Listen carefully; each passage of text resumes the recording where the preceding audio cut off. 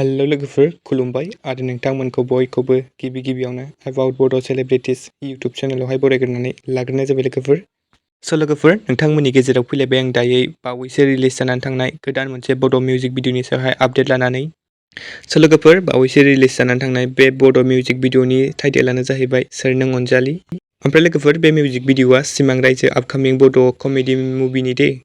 लोगोफोर बे मिउजिक भिडिअआव जों गाहायै फाव खालामनाय नुनो मोन्दों बिथराइ ब्रह्म बिथांजों लोगोसे मोगथां बिथांखौ।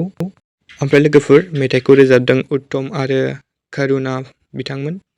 लोगोफोर जों बे मुभियाव गाहायै फाव खालामनायखौ नुनो मोनगोन मोगथां बिथराइ, मिजिं निजोम, रनजित, तरुण, पेटारसन, रिंखां आरो बर'नि माखासे आर्टिस्टफोरखौ जों बे मुभियावहाय फाव खालामनायखौ नुनो मोनगोन लोगोफोर।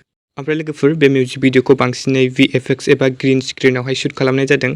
लोगोफोर बे मिउजिक भिडिअखौ सचिन लाहारी यूट्यूब चेनेलावहाय अलरेडि आपल'ड खालामखाबाय। नोंथांमोना नायाखैब्ला डिसक्रिप्शनाव आं लिंकखौ होना दोनगोन, नोंथांमोना थांना नायब्लानो जाबाय। ओमफ्राय लोगोफोर नोंथांमोना सोर सोर बे मिउजिक भिडिअखौ नायखांखो आरो VFXखौ नायना माबायदि मोन्दों बेकग्राउन्डनिखौहाय नोंथांमोना कमेन्टआव खोन्थाहरनो दाबावदो लोगोफोर। लोगोफोर दासिमनि सर्ट आपडेटआ बेनोमोन। नोंथांमोना भिडिअखौ नायना मोजां मोनदोंब्ला लाइक खालामबानो जाबाय आरो सोरबाफोर चेनेलाव गोदानै फैदोंब्ला साबस्क्राइब खालामना होबानो जाबाय। गोजोन्थों एन्ड थेंक्स फर वाचिं।